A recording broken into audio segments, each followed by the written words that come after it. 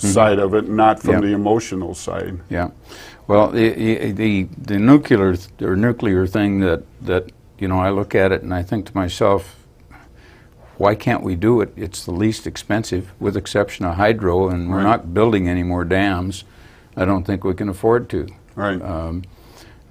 Nuclear's the least expensive.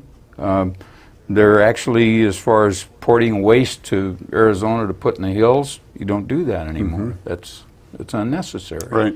You know. Yep. Those are the kinds of facts that many out there have not heard, and you know, should those be laid on the table so that people can understand it, I think that it would gain a lot of support. Yeah, I'd sure like to see that happen, because it bothers me not having consistent, you know, energy. Reliable energy. Yeah.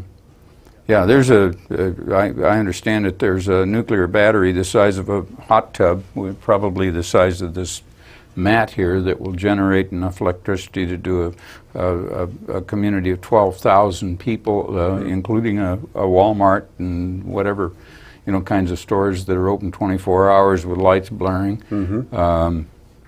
It's absolutely amazing, and it can do it for a little over a nickel a kilowatt, you know, which is... Well, and there's so many other things. You know, we talk about transmission here a lot in the state, and that was real controversial, and I was opposed to the eminent domain bill that I believe was unconstitutional, and that's where I always start from. But with that, it was not necessary, in my opinion. There were other alternatives from, you know, if we have nuclear facilities that are closer to the demand, you don't need to be transporting the energy. The nice thing about traveling as a governor, you get to see a lot of different things going on in the state, and one of them that I've really liked is up in Kalispell. There's a company developing zinc batteries that can hold tremendous amount of energy, and what's nice about that is it can be generated on one side of the transmission bottleneck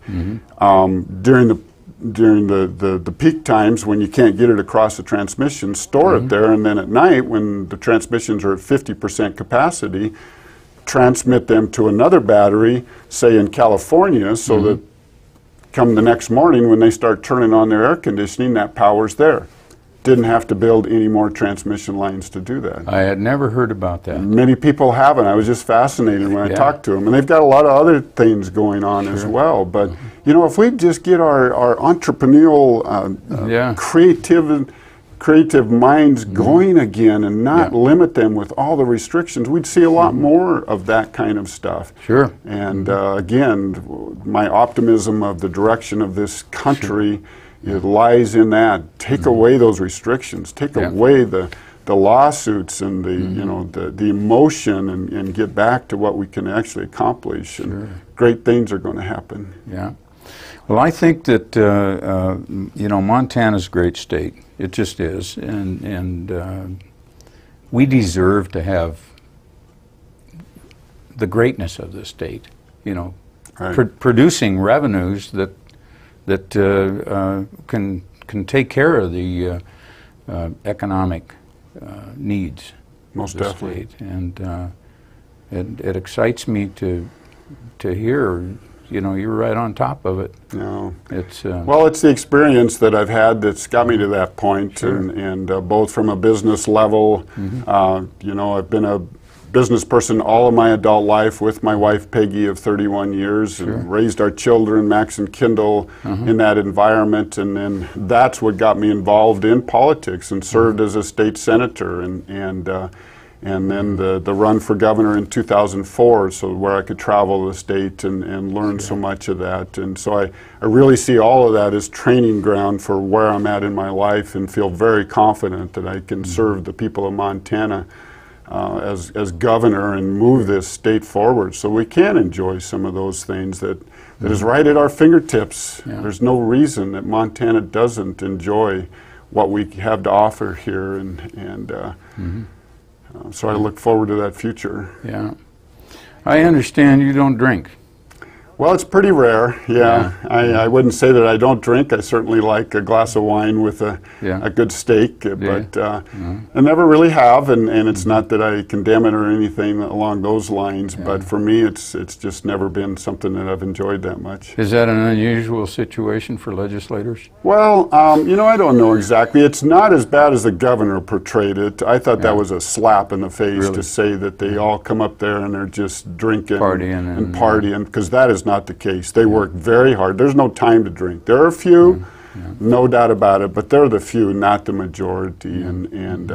So I've found that I'm not a rarity when it comes to the amount of alcohol consumption among lawmakers. In other words, they just they really don't have a big party up there. Well, I've heard about that the lobbyists, you know, of course, I'm sure that those who want to drink can. Right. And the lobbyists will buy it for them. Sure. So sure. That's kind of painful. Yeah. Yeah, it was portrayed as much worse than it is, you know, but so often it's a few that then set a bad example for all of them. But, you know, the legislators, Democrat or Republican, I have a tremendous amount of respect for all of them. I wish everybody would go and spend some time up at the Capitol, because a lot of those legislators are showing up at 5, 6 o'clock in the morning doing constituent work, studying the bills. They don't get out of there till 9 or 10 o'clock at night, and they go home, they you know, do some more work and then pass out in their bed, and next morning they're doing it again. I mean, it's it's very hard work, and they do it with compassion to make this state better. Sure.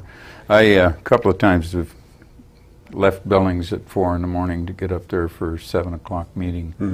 And you find the legislators hard at work already. Yeah, they're all over the place. Yeah. And you know, I don't know why they would have a 7 o'clock in the morning meeting, because, you know, our right to attend these meetings, good grief. But I know there's a few of you out there that'll get up at 5 a.m. Oh, yeah. Well, it's just a lot of work to get done in a short amount of time. And so to fit the schedule, unfortunately, a lot of that has to take place. Sure, yeah. Well, there's an awful lot of meetings. Yes, there is. There's a lot of legislation, I think, more than we need. Yeah, and kind of, you can't attend them all. That's right. You got to pick and choose. Yeah, so, most definitely. Yeah. Well,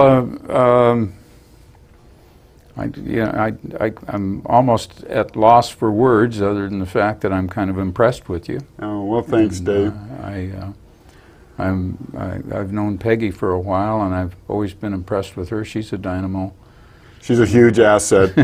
I definitely married up, without a doubt. I've been very blessed with her and the rest of them. And I'd just like to urge your audience here to get in touch with me on my website, miller4governor.com. There you'll find my cell phone number. It's my cell phone number. When you call it, you'll get me. And I've urged people all across the state, you know, a lot of the campaigns focus on raising millions of dollars so that they can run attack ads in the final hours of the campaign.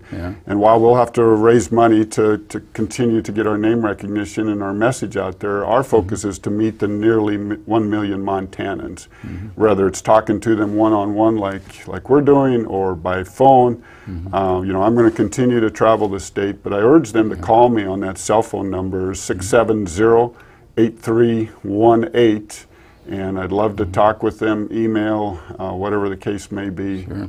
Well, it's nice to have that personal communication. Well, I think that's the way campaigns should be. Yeah, yeah. Well, we've got 2 seconds. Congratulations on your run. Oh, thanks, Dave. Yeah.